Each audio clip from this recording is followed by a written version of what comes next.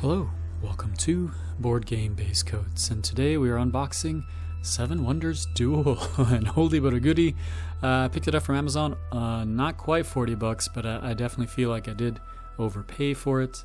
There was just never any reason for me to buy this game before I came to Japan. Every friend had it, every store had it, every cafe had it, but I decided to finally pick up my own copy, and I'm happy I have. I do have this great game.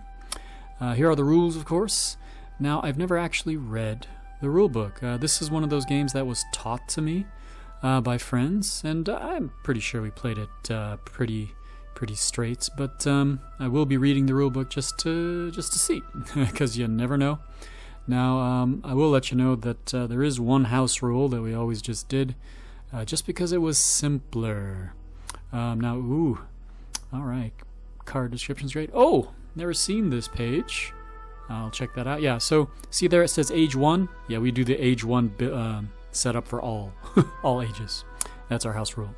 Anyway, catalog, very cool. Ugh, ghost stories. I love looking through catalogs just to see what I've got, what I don't. So a lot of companies don't do this now, but every time I do see one, it is very cool. A little ad here for some apps, it looks like. Okay, I'm not really into apps. Once I made the jump to board games, yeah, it's a dedication thing. Even though you move around a lot, and board games really are not the easiest things to move around. Got this help sheet, reminders stuff. Okay, fine. Punch boards, yes. Now this is a unexpected. This is a pleasure right here. That I've never had with these copies, because of course they were always used. People always owned them, so let's get to it. My own copy here that I get to punch out. So first off, military tokens. I often go for the military win. It's just violence, yes. Got some coins there. And here are the progress tokens, or the technologies. Yeah, pretty much you have to buy at least one or two of these just to mess up that person that will try to go for the tech win. Boo.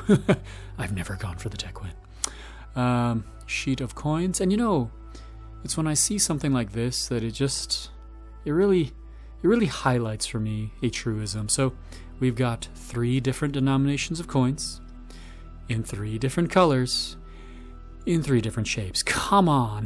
This is the way to do it.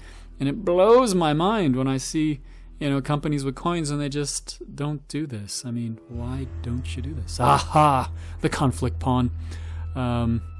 This is just such a nice little figure right here. It's detailed on both sides. Yeah, let's set that out there. And I go for the combat win, I gotta say. And here is the board, where it went, or where it lives, I just feel like, well, we have that board. Let's play this tug of war, right? But let's get to the cards, because that really is the meat of this game. I played Seven Wonders. It was okay. But Seven Wonders Duel, this is the game that I really wanted to own, because it's not so much about the wonders. It really is just about this tech tree. And it's almost like you are selecting the tech to develop in your civilization, And, maybe it's just me, but I always kind of felt like I was kind of like in the Hyborian Age with Conan. That's always in my mind when I play this game, like, all right, so here's what's happening over here. Anyway, the cards, you can see the backs have different colors, and that's because they are in different ages. You see that Roman numeral 1 for the red cards. This is in the first age. But let's go ahead and check out the fronts. So these cards have been called lots of things. I just called them the building cards. And as you can see, they are different colors. Each of the colors sort of thematically goes for one type of win. Most people will go for a variety, but we'll usually focus on one. Now, their materials, you saw those in the gray. The cards on the left side, there's often a cost, sometimes not, like these cards right here. And at the top is the effect. So sometimes it could be a resource or some other thing. Like, for example, here's combat, that sort of thing. And as the ages move on, civilizations become more complex. Inflation is a thing, so the costs get bigger, the effects get bigger. But as I say, I always had this in my mind that I'm marching through this Hyborian Age, and I have it in my head, all right, Conan's in there somewhere. But you're really building your little civilization. It really is just kind of like this, you know, what is your city-state? What is your country, your little area that you're building doing? And other people are, their strengths are in other things, because if you're taking one route, they literally cannot. So this game really is built on that. As I said, we house rule, we just build the pyramid. Some cards are up, some cards are down, so as you pick cards, you may be revealing something for the other player. It really is in these cards. So for me, it's not so much Seven Wonders Duel, it is Duel, Duel, Duel. But let's go ahead and get to the wonders. So these are the wonder cards. As I say, in Seven Wonders, I think these are more of the focus. You really have to build wonders to win, I feel like, or I felt like when I played that game. But here in Seven Wonders Duel, I feel like the wonders are more like a punctuation.